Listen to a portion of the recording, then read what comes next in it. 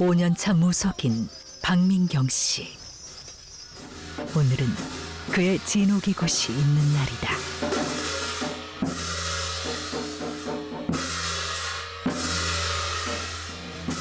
민경 씨의 입을 통해 신령의 언어가 터져나온다. 가진 관제로 인해서 시끄러운 구설로다. 말도 많고 탈도 많았다.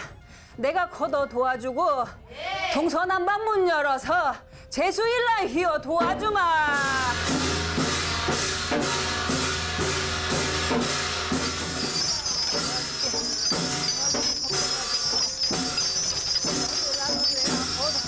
여기 손녀딸 좀 살려달라고 내가 빌었다고. 내가 불려주려고 도와주려고 대건을. 갑자기 눈물을 흘리는 민경 씨. 불쌍하게 그지없어. 과연 그에게 무슨 일이 있었던 걸까? 다음 날 제작진은 민경 씨의 사연을 듣기 위해 그의 신당을 찾았다.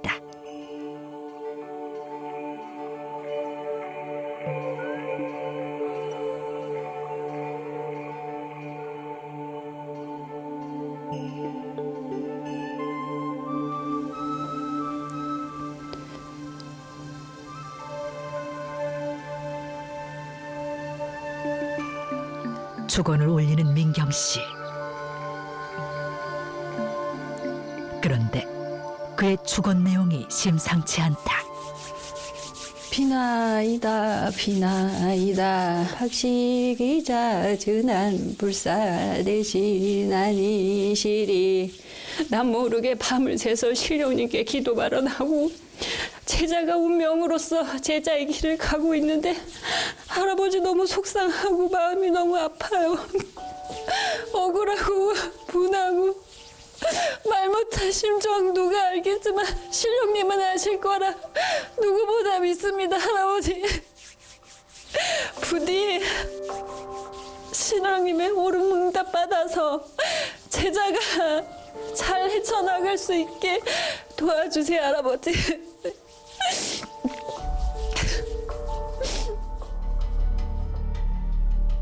우린 민경 씨의 사연을 들어볼 수 있었다.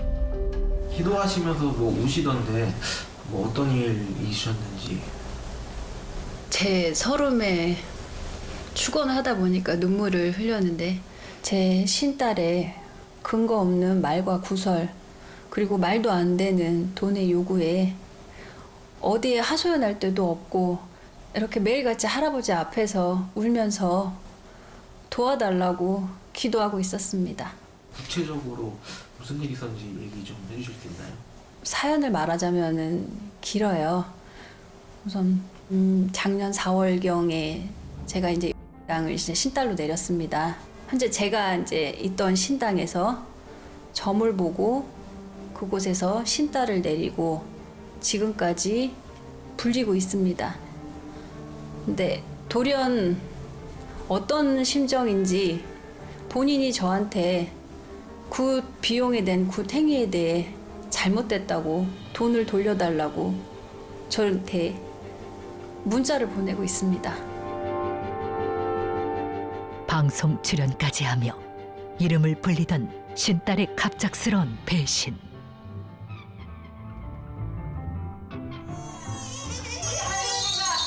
우리 기자, 내가 가방지기 다니면서 이름 나는 기자 도와줄게. 너 걱정하지 마라. 두고 봐라. 이 할머니가 너 불려줄게. 너는 이미 신문이 열렸고 너 신어머니 말씀 받고 글쎄 받아서 내가 여기 총리 말씀하는 기자에서 역선으로 도와주마.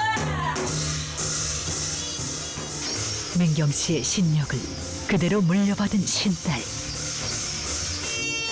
하지만 신딸은 그런 민경 씨를 등졌다.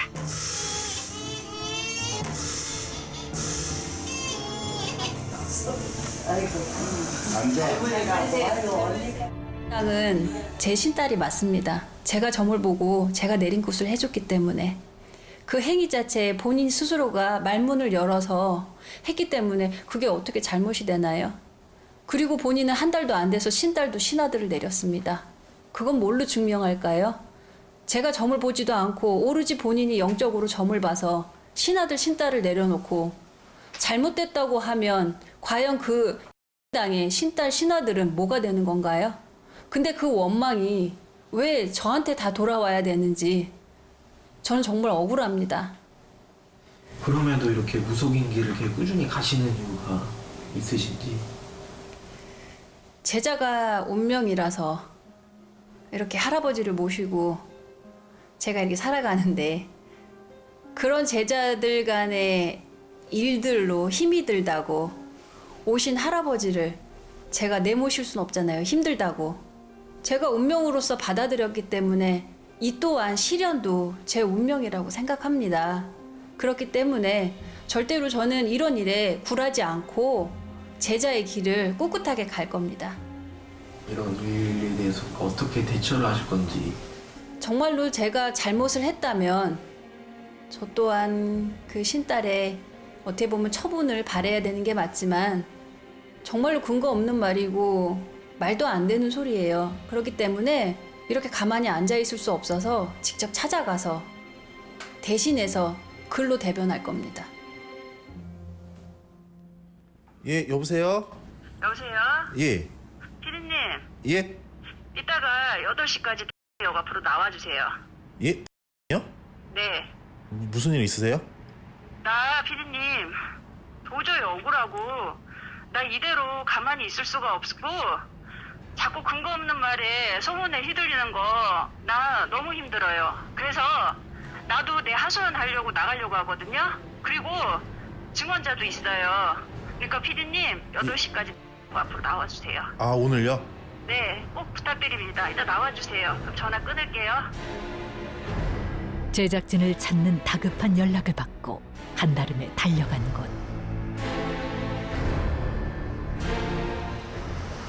그곳에는 피켓을 든 민경 씨가 있었다.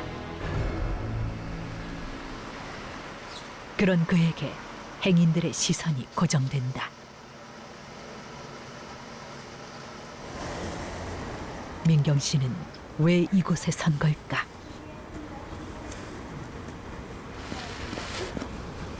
안녕하세요. 아, 네, 안녕하세요. 아, 예. 네. 아니 오늘 급히 전화 주셔가지고 네. 여기서 무슨 일 있어요? 지난번 그 방송에서 말씀드렸듯이 제가 이대로 가만히 있을 수 없어서 이렇게 피켓을 들고 지금 이렇게 1인 시위를 하고 있는 중입니다. 아 이렇게 추우신데 오늘 하시는 거예요? 억울한 것보다 차라리 추위를 참는 게 나아요. 아니 옆에 분은 누구세요? 아, 네. 당 그 시인 아들입니다.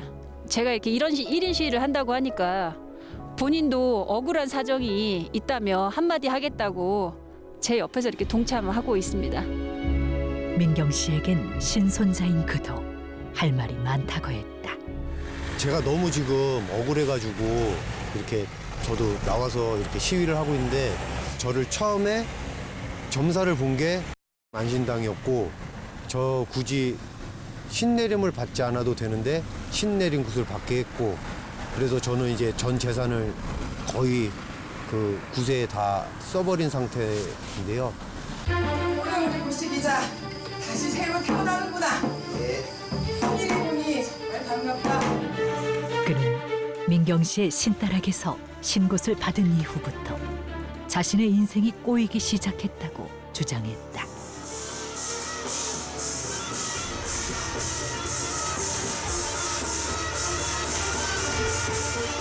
단란했던 신가족. 대체 그들 사이에 어떤 일들이 있었던 걸까? 점사를 본 그날이 8월 14일인가 그래요. 그때부터 너희 집에는 귀신이 씌었고 저한테도 귀신이 씌었다고 그래서 집을 들어가면 너는 죽는다. 그래서 집을 들어가지 못하게 되었고 이제 그때부터 저를 거의 감금 아닌 감금식으로 45일 동안 저기에 있으면서 퇴마의식도 했고 뭐 오방기, 뭐 오색지 온몸에 그냥 둘러가지고 저를 밖에도 나가지 못하게 했었죠. 민경 씨는 배신감보다 더 견딜 수 없는 것이 있다고 했다. 신내림굿이 연출이라고 합니다. 근데 신내림굿은 연출이 될 수 없습니다. 오직 본인의 입에서만 나오는 말이기 때문에 누가 강요해서 할 수 있는 말도 아니고 그 사실이 거짓이라는 게 연출이라는 게 말도 안 됩니다. 정말 신이 계시니까 너는 벌 받을 거야. 내가 왜 너한테 이렇게 가진 구설과 소문으로 이렇게 하루하루 힘들게 보내야 하는 건지 너가 정말 원망스럽다.